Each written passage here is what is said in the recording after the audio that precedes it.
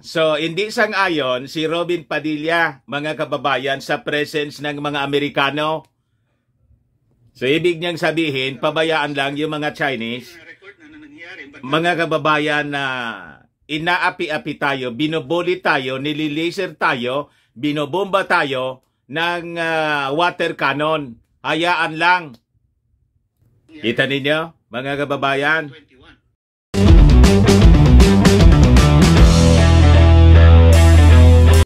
Galit mga kababayan kahapon sa Senate hearing si kabayang Senator Robin Padilla. Masyado daw tayong umaasa sa Amerika. Hindi pa, mga kababayan. Si Senator Robin sabi rito, masyadong nakaasa sa US. Robin Padilla hits allies help to Philippine Coast Guard. Di saan ninyo gustong umasa sa mga Chinese? Hindi ba? Mabuti nga tinutulungan tayo, mga kababayan. Ang kinakagalit ni Robin Padilla, the presence of the American plane na sumisilip-silip sa himpapawid habang sinasagawa yung resupply mission. Na yun man talaga po yung purpose kung bakit nakikipag-usap tayo sa Amerika. Kasi masyado na tayong inaapi ng mga Chinese. At unang-una, may mutual defense treaty tayo with America. Naintindihan po ninyo, kabayang Robin Padilla? Yung harassment na ginagawa ng mga Chinese. Wala kayong masyadong sinasabi. Mr. Maravillas naman na minion yan ni Maudix. Oo nga, no? Kaya naman pala. But before ko, mga kababayan, ibigay sa inyo yung kwento, click subscribe mo na dito sa ating YouTube channel. And hit the notification bell po para lagi kayong updated sa mga kaganapan dito sa ating bansa. At huwag na rin po ninyo na skip yung ating mga commercial ads para tuloy-tuloy lang yung pag-unlad ng ating ekonomiya. Di ba? Ito po, mga kababayan, yung Senate hearing with Senator Robin Padilla. Ngayon, nilecturean siya ng isang foreign experts, mga kababayan. Pakinggan natin po yung porsyon ng pagtatanong ni Robin Padilla. Batong Bakal? Kay Batong Bakal. Ano po kayo? Senator po to. Professor Jay, magtanong lang sana ko sa iyo. At least ikaw man ang... Unang nagtanong po si Senator Bato de la Rosa. Natin na talagang yung Coast Guard is part of the Chinese military. So there is no preventing us from deploying also our Philippine Navy in the West Philippine Sea.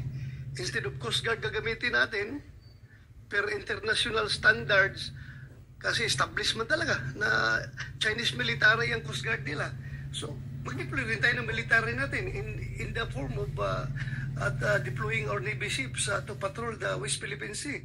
So, tingin mo, okay lang ba? Okay lang ba gawin natin yan? Okay lang po yun kasi actually po ginagawa po natin yun. Pwede po natin itanong sa Navy. May record po sila ng regular na patrols dyan sa area. At dati nga po, yung Navy mismo ang gumagawa ng resupply missions din. No? So parang tayo nga yung nagbigay ng parang accommodation na naging less provocative yung ginagamit nating barko, para kaya nga ginagamit yung Unaiza May 1 and 2.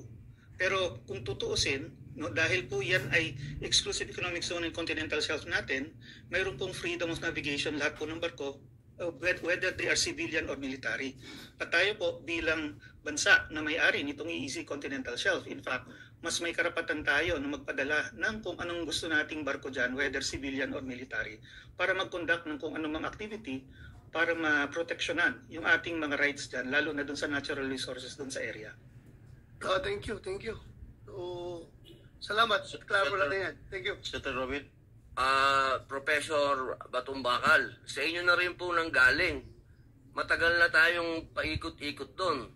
Matagal na rin po tayong nagsusupply doon. Bakit po kaya tayo kailangan makarating na may Amerikano na doon? Kahit po sabihin ninyo na yan ay walang armas yan, US Navy po ang nakalagay doon. Sa palagay po ba nyo, hindi yun magiging dahilan para magpalipad din ang China naman ng kanilang Navy din? Hindi po ba kaya ganun yun? Ang sinasabi ko lang po dito, sa matagal na panahon, 6 na taon po tayo na wala namang ganitong kalaking escalation. Galit Nandito siya na ng po, may presence third ng party na. mga Amerikano. Hindi po ba, isang ayon pa kayo, Professor, na may third party na rito? 6 na taon na wala naman tayo. Cat and mouse lang naman tayo dyan. Ngayon, meron ng, sinasabi niyo po ba na pagka ito ay nag-escalate, Palibasa pa, papayag kayo? minion ni At ano Maudigs. ba ang escalation nito? Well, una po, no, yung sinasabi po nating escalation, in the first place po, nauna pong mag-escalate ang China dyan nung tinayo po nila yung 3 military bases dyan sa loob ng Spratlys. Ayun, Reef, sinupla siya. At Fiery Cross Reef. Mayroon pong 2 reconnaissance aircraft ang China na kamukha... Nilecturean po ni Batong Bakal, si Senator Robin. Sa Fiery Cross, kung hindi ako nagkakamali. At namataan na rin sila dun sa ibang bases nila. Nauna, yung mga Chinese. Fast attack missile boats na nakastation sa Mischief Reef, yan po yung pinakamalapit sa atin, na umaaligid din dyan. At nung nga pong 2021, nabalita nga po na hinabol pa yung isang civilian na vessel natin na lula ng isang ABS-CBN crew. Yung pong PLA Navy, Ayaw niyang mangialam yung Amerika sa West Philippine Sea. ships na nakastasyon sa bawat isa dun sa 3 military bases nila dyan, Fiery Cross, Mischief Reef, at Subi Reef. Hindi na po yun nagbabago. So, kumbaga, dihado na talaga tayo dahil dinagdagan na po ng China yon even before dumating po itong mga Amerikano itong taon na ito. Professor, lahat po ng binanggit nyo, nakita ko po lahat doon. Ako po kasi ay galing doon. Pati po yung mga base na sinasabi nyo, no, nakita ko din po. Ang sinasabi ko po dito, sa loob po ng 6 na taon, hindi naman tayo nagkaroon ng ganitong escalation. Ang sinasabi ko pong maliwanag, bakit po tayo pumapayag ngayon na ganito na nag-escalate meron ng Amerikano? Yun lang naman po, simple lang naman ko. Na-handle naman natin to ng 6 na taon na tayo-tayo lang. Na-handle ko nga yan. Na-handle daw nila. Bangka. Yun lang. Yun lamang po. Hindi naman po siguro mahirap intindihin ano, na hindi natin Na-handle kaya ni Maudigs, na lumala nga po. Hindi natin kaya na tayo umasa sa Amerikano. Dito sa usapin nito, sabihin natin na ang kanilang Coast Guard ay hindi civilian at yung atin ay civilian. Ang tanong na malaki dyan, handa ba tayong mga Pilipino dito? At ito ba hindi ito parang wag-gatug lang? Na dito natin dinadala yung gulo? Ang gulo ng China at ng Amerikano sa Taiwan Bakit napunta na dito sa atin? So that's the narrative, mga kababayan ng Chinese. Ito tayo ngayon. Nilalagay natin yung sarili natin, Prof. Hindi po kaya tayo nawawag-gatog lang. Propaganda ng China, mga kababayan. Ang linya ni Robin. China, napaalisin tayo, patalsikin tayo mula dyan sa iyong insol. Kung inyong mapansin, nagsimula yan ilang taon nang nakaraan. Noong 2014 nga po, yung first time na na-blockade nila yung ating resupply vessel at hindi nakarating sa iyong insol. That was March 2014. It was only the month later na napasukan natin, napilitan tayo mag-airdrop ng supplies dahil doon. So sa akin po kasi, yung escalation po na nababanggit nyo, hindi po yan ngayon lang nangyari at hindi po yan dahil sa Amerikano, kundi dahil sa mga Chinese nga. Yun, tama. Increase yung pressure para patalsikin tayo. Nag-escalate po yung China, hindi yung Amerika. Ibig niyo pong sabihin, Professor, pumapayag kayo na may Amerikano dyan? Pumapayag po ako dahil sila po ay ating treaty. Ayun. Treaty ally Sa in totoo lang defense. po, ang China po, In hindi po defense. nagre-responde. Treaty alayan niya natin. Sa tingin lang, Treaty ally po natin sila in defense. Hindi ba po? Yun po ang treaty natin. Depensa. Depends nga po. Depensa. Kaya nga po, tinatawagan sila para pag may operation tayo na kung nangyayari, meron din tayong defense. Ayun. Malinaw po yun, di ba? Yung ating Mutual Defense Treaty. Opo. Hindi dapat tayo nagpo-provoke. Opo. At so far naman po, wala tayong ginagawa na provocative. Ayun. Binabaliktad ni Robin na tayo nagpo-provoke. Ang China ang nagpo-provoke po. Ano? Kaya natin. Bakit tayo may kano ngayon? Well, ngayon lang po siguro tayo ginamitan ng laser. Ngayon rin lang po tayo pinatindi ang mga dangerous maneuvers at So yun mga kababayan. So hindi sang-ayon si Robin Padilla, mga kababayan, sa presence ng mga Amerikano. So ibig niyang sabihin, pabayaan lang yung mga Chinese, mga kababayan, na inaapi-api tayo, binubuli tayo, nililaser tayo, binobomba tayo ng water cannon. Hayaan lang. Kita ninyo, mga kababayan? So alam na this?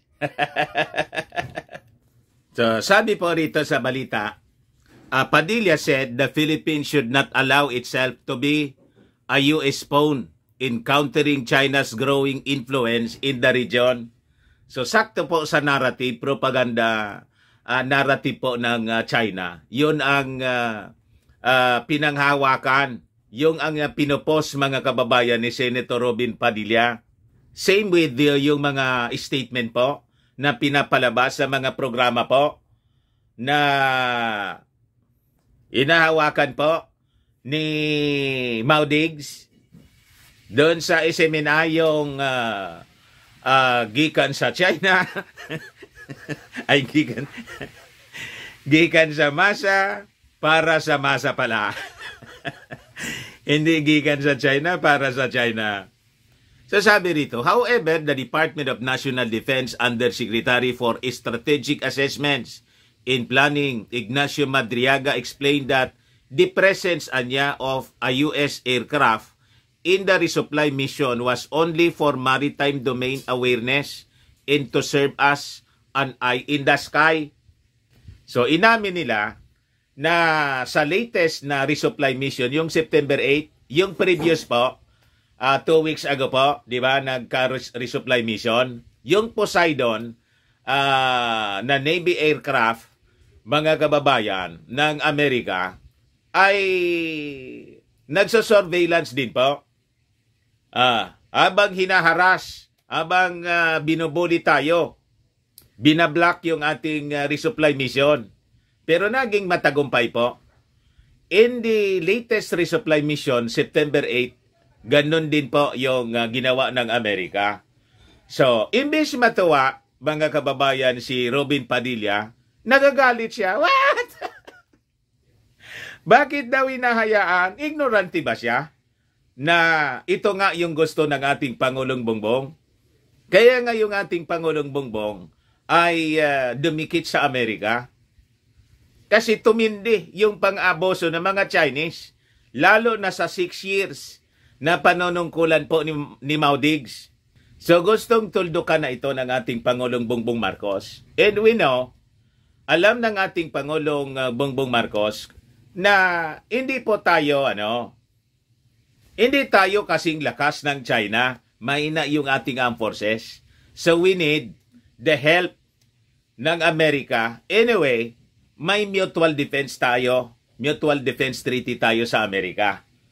And that is, since 1951 pa. Anong rason na hindi tayo tulungan? May mali ba doon? May illegal ba doon? Di ba wala, mga kababayan? So normal ang actions na ito, mga kababayan, ng ating gobyerno to ask for help. At ang dapat nating hinga ng tulong, yung may mutual defense treaty tayo. Alangan man sa China? What? Ang gusto siguro, mga kababayan, ni Senator Robin ay sa Chinese tayo humingi ng tulong. Pwede ba yon na sila yung nang aapi sa atin, nang bubuli sa atin dito sa West Philippine Sea? But anyway, yun man talaga ang gusto, mga kababayan nila. Kasi nga po, sila yung mga barkada po ng China. Di ba? So, paliwanag, mga kababayan, ni Madriaga na yung US military aircraft niya na nakita doon sa area in the skies during the resupply mission, hindi man anya warplane. Pero siyempre, alangan naman na sabihin ng Amerika at ng Pilipinas na nakanda yung mga warplanes. Di ba? Tayo na lang mga kababayan. Anyway, hindi man tayo po opisyal. Pero siyempre, kaya nga po laging nandito na naka-standby at nagsasagawa mga kababayan ng routine patrol yung Amerika dito sa sa South China Sea. Coordinated na siya siyempre. Yung mga warships paikot-ikot na po mga kababayan. At any moment, halimbawa, susubukan tayo ng mga Chinese, lilipad na lang po yung mga warplanes. Yun ang mangyayari. Kaya takot din po yung mga Chinese. Kasi pag ginawa nila yon, madja-justify po ang pag-atake ng Amerika. Mapapadali po ang World War III. Di ba? Pag nangyari po ang World War III, magbabawas na po ng populasyon yung mundo. Yan na po mga kababayan ang simula ng The Great Tribulation siguro. Di ba? Kaya sabi po ni maritime expert J. Batumbakal, dapat na niya maintindihan po ninyo, Senator Padilla, that the Philippines can seek support from the U.S. as its long-standing defense ally. Pinalalabas po mga kababayan ni Senator Robin, nagpo-provoke po tayo. Nagpo-provoke po yung Amerika. Hindi po nag-provoke yung Amerika. In fact, hindi po gumagalaw yung Amerika basta-basta. 6 years nga po, panahon ni Mao Diggs. Hindi man po, hindi man po na-discontinue yung Mutual Defense Treaty. Tuloy-tuloy yung Mutual Defense Treaty. Pero gumalaw yung Amerika? Hindi po, kasi hindi man po umihingi ng tulong yung Pilipinas. Kasi nga po, barkada si Mao Diggs ng China.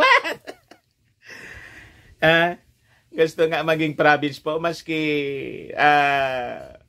pa-joke-joke po siya. Pero hindi ngayon sa panahon ng ating Pangulong BBM.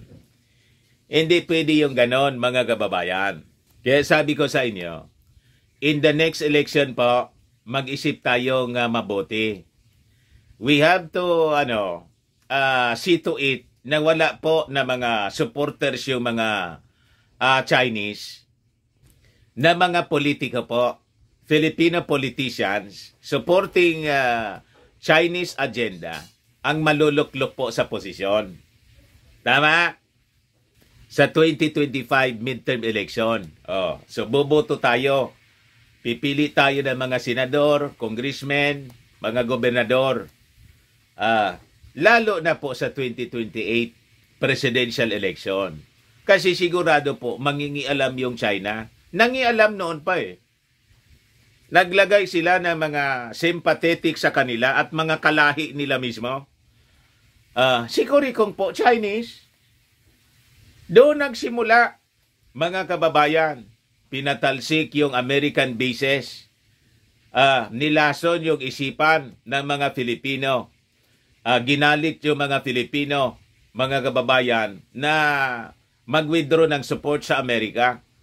Pinaniwala tayo na hindi gagalaw, walang gagalaw po, mag-intensyon sa ating teritoryo. Ito na nga po, yun nangyari. So malamang sa malamang, may hand yung mga Chinese sa pagpatalsik sa ating Apulacay. Dirinabaho po nila ng matagal. You see? At ngayon, they are working overtime, mga kababayan. Kaya massive po yung kanilang mga propaganda.